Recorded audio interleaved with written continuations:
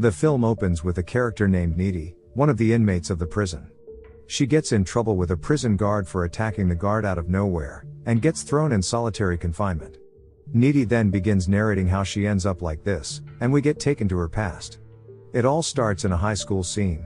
Needy is a nerdy, awkward high schooler who is best friends with Jennifer, an incredibly beautiful and popular student there.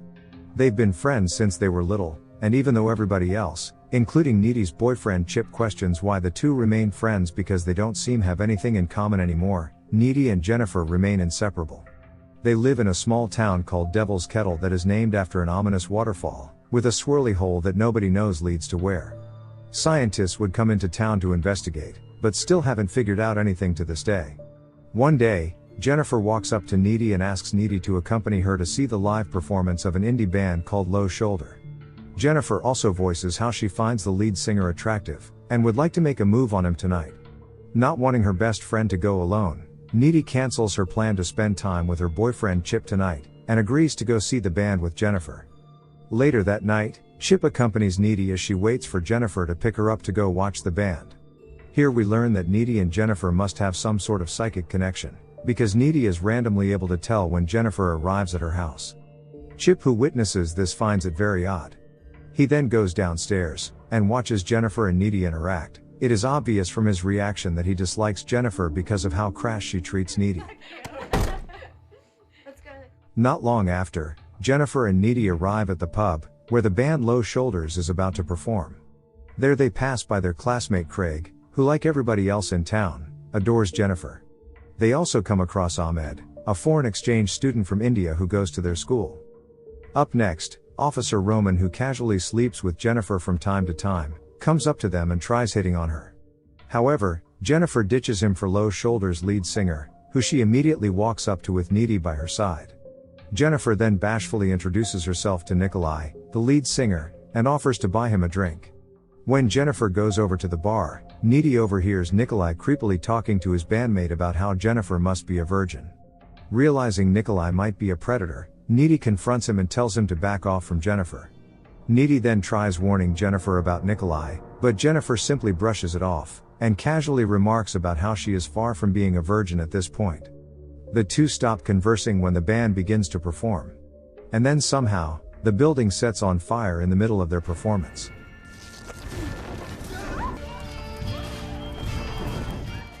Oddly enough, the band seems unfazed by this, even as people panically try to make their way out of the building, getting trampled or burnt to death in the process. Needy guides a shaken Jennifer out of the building through a window in the restroom, and tries to calm her down. Shortly after, Nikolai suddenly waltzes over to them, and forces Jennifer to gulp down some whiskey. He then whisks the bewildered-looking Jennifer away, while Needy pleads for Jennifer to stay, but Jennifer naively tells her that she's going to be okay. She panically calls her boyfriend Chip when she gets home that night, and catches him up on the horrific things that she just witnessed, including people getting burnt to death and her best friend climbing into a van with a stranger. Chip, who dislikes Jennifer, tells Needy to not worry about her best friend. Not long after, Needy startles when she hears the doorbell ring, and steps downstairs to answer it, but finds no one outside the door when she does. But when she is about to go back upstairs, she begins hearing rustling noises coming from the kitchen, and moves to turn off a dripping sink. But then, Jennifer stands in front of her covered in blood, with a lewd smile plastered on her face. She then ransacks the fridge, and attempts to eat, but proceeds to throw up tar-looking black goo. Needy rushes to call for help, but all of a sudden, Jennifer pins her to the wall and begins caressing her. Jennifer then moves to bite her neck until she leaves a mark, before she exits the house while police sirens can be heard in the background. On the next day, the school is buzzing with news about how the town's pub burnt to the ground and only several people managed to make it out, while Needy appears to be deep in thought, thinking about what she witnessed last night. Jennifer then casually walks up to her, looking perfectly normal, and disturbingly nonchalant about the fact that people that they knew died in the fire last night. Jennifer even acts like she doesn't remember about how she stormed into Needy's house the other night, and threw up all over the kitchen floor. After class that day, Needy tries telling her boyfriend about the sinister manner of Jennifer's actions last night, but he brushes it off and questions her sanity. On the other side of the school, Jennifer walks up to Craig's best friend, Jonas, who is grieving because Craig died in the fire the other night. Jennifer then convinces him that Craig told her that she and Jonas would look good together, and lures Jonas to follow her into the woods. They end up making out, but oddly enough the animals in the woods begin to gather around them, and proceed to watch them. Jonas then pauses and takes in the sight in wonder, but Jennifer remains unfazed and simply tells him that the animals are waiting for something. And then this happens. Miss Craig?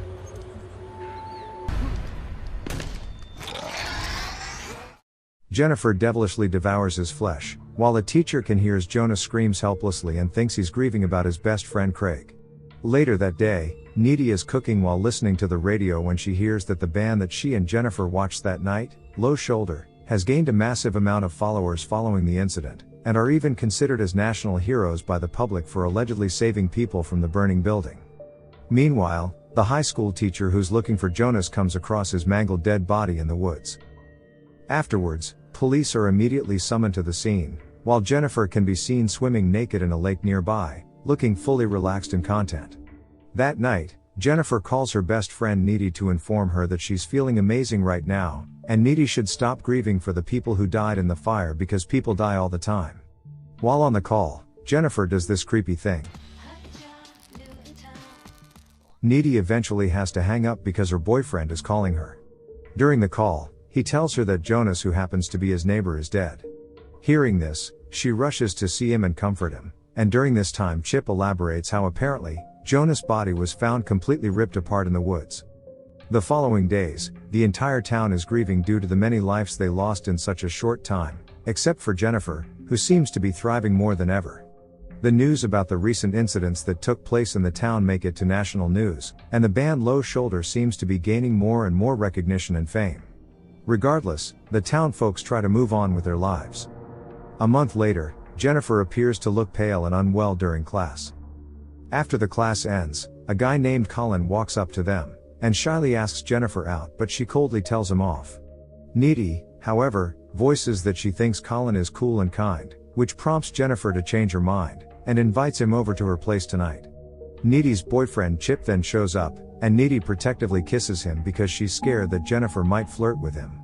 That night, Needy and Chip decide to have sex for the first time, while at the same time, the sweet Colin drives up to the address Jennifer texted him. Oddly, he arrives in front of an empty house. Curious, he climbs in anyway. He finds Jennifer on the second floor, creepily staring at him. At this moment, Colin realizes right then that this isn't Jennifer's actual house. Jennifer then begins to seduce him, but at some point, this happens. Colin gets scared, and she proceeds to twist his arm, injuring him. Just like what she did to Jonas, she mauls him and eats his flesh. At the same time, Needy sees a strange vision of the ceiling bleeding, and a zombie-looking Jonas and Jennifer being on the other side of the room. Needy freaks out, gets dressed, and drives away from Chip's house. But on the way, she sees Jennifer and swerves her car away upon seeing her. She then stops driving for a moment, but a feral-looking Jennifer lands on top of the windshield, scaring Needy and making her drive away in panic. Needy returns home and begins to cry, extremely scared and questioning her reality. Once she calms down, she returns to her bedroom to sleep, but finds Jennifer there, looking calm and chipper. She tenderly kisses Needy and the two end up making out for a while, until Needy pulls away and demands Jennifer to explain what's going on. This is when Jennifer casually tells her what happened that night, after she climbed into Low Shoulder's van. Realizing that the van was driving into the woods, Jennifer started to get scared. Afraid that they might force their way with her, she tried to convince the band that she's a virgin, and that she knew absolutely nothing about sex. The van then stopped in the middle of the woods, and the bandmates forcibly dragged her by the infamous waterfall, and tied her up as they prepared to commence a satanic ritual that supposedly would make them famous. Nikolai, the lead singer, proceeds to read a satanic mantra, before stabbing her on the chest with a sharp blade, which killed her. Nikolai then dumped the blade into the swirly hole to get rid of the evidence. In the present, Jennifer proceeds to tell Needy that she doesn't remember much about what happened after, except for the fact that she came back to life, and found herself walking towards Needy's house. She also felt a craving for human flesh, but she couldn't bring herself to kill Needy because she loves her, so she decided to run away. At some point during that night, Jennifer came across Ahmed, the foreign exchange student who also survived the fire, and ended up killing and eating him instead. She also explains that when she is full, she is invincible. She proves this by cutting herself, and showing how the wound instantly heals. On the contrary, she gets very weak when she is hungry. Needy, who is overwhelmed by all this information, tells Jennifer to go, and Jennifer reluctantly makes her way out through the window. On the next day, Needy attends Colin's funeral, and silently realizes that she saw Jennifer covered in blood last night because she just killed Colin. Needy heads to the library later that day, and for days to come, she spends her time in the library researching about demons and the occult, trying to find some sort of explanation regarding what Jennifer has become. She tries to present her findings to her boyfriend Chip, claiming that according to the books, one may perform a ritual to achieve fame by sacrificing a virgin, but when the sacrificed is not a virgin, the ritual performer would still obtain fame, but the sacrificed would come back to life with a demon's soul stuck inside her, and she would be forced to consume human flesh to stay alive. Chip, however, finds all this crazy and still doesn't believe her. The school dance is coming up, and Needy tries to convince Chip not to go for safety reasons, but he still insists on going. Alas, Needy has no choice but to attend as well. The day of the dance finally arrives, and before Chip leaves for the night, his mother hands him some pepper spray to protect himself. Right around this time, we see Jennifer looking all pale again, signifying that she must be starving. Needy arrives at the dance first and waits for Chip to get there, while on the other side of the story, we see Chip walking alone right when Jennifer suspiciously walks up to him. Jennifer begins spouting lies about how Needy used to cheat on him with Colin, and so Chip needs to come with Jennifer now, so they can hook up to get back at Needy. At the school dance, as it turns out, Low Shoulder is making an appearance. Needy makes a sour look as the band begins to perform.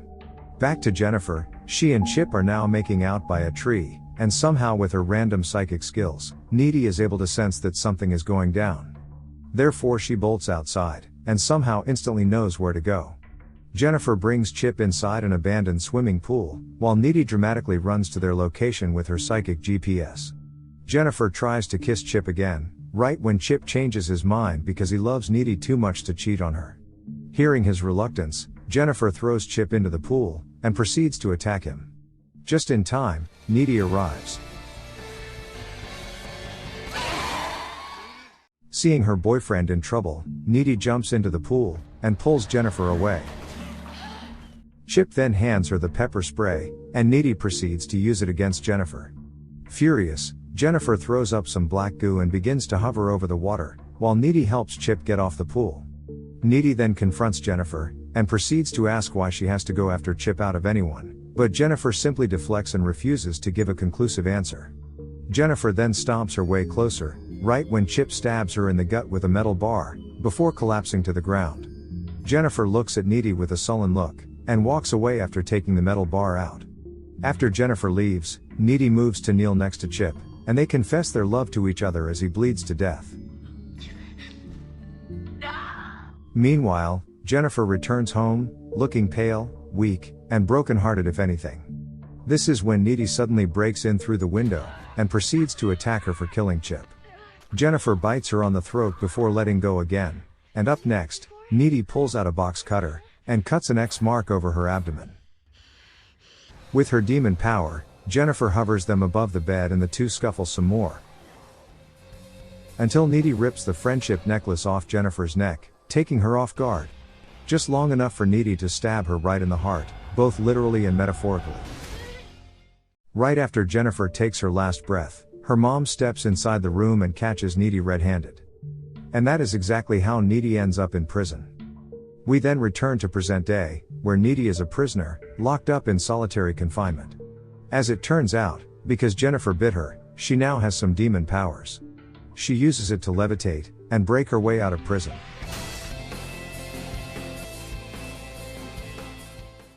It's at this moment that she randomly comes across the knife that Nikolai, the lead singer, used to kill Jennifer, and picks it up. Needy then hitches a ride with a stranger to attend Low Shoulder's concert. After Low Shoulder's massive concert ends, we learn that the entire band gets murdered that night, signifying that it was Needy who did it. The film ends with Needy seen walking out of a hotel room through a security footage.